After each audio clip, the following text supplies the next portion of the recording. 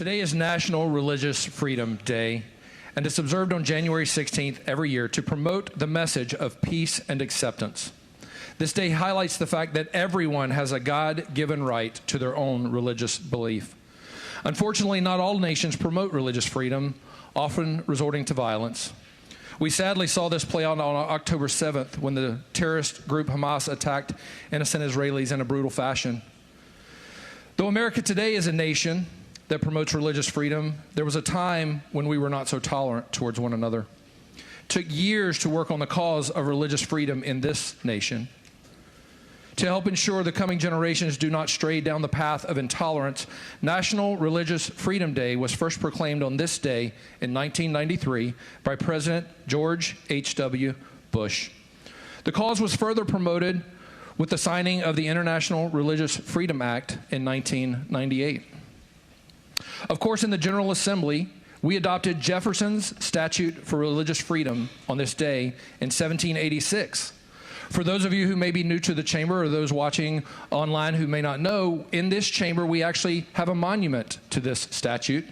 It's located over my left shoulder back here, and we call this Amen Corner, partly because of the character and resolute nature of the delegates who sit there,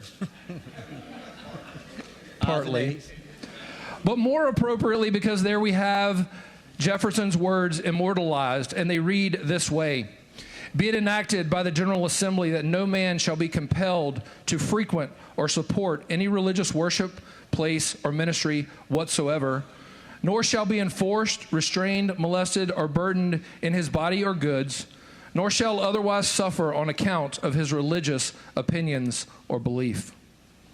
By that all men shall be free to profess and by argument to maintain their opinion in matters of religion, and that the same shall nowise diminish, enlarge, or affect their civil capacities." So on this day, we recognize that everyone has the human right to practice their faith freely, whether it be in churches, mosques, temples, or other places. In a world where not all nations are equally understanding of religious difference, this day encourages us to embrace respect, religious tolerance, and the Golden Rule. Let us celebrate National Religious Freedom Day by fostering understanding, compassion, and the spirit of the movement, which is live and let live. Thank you, Mr. Speaker.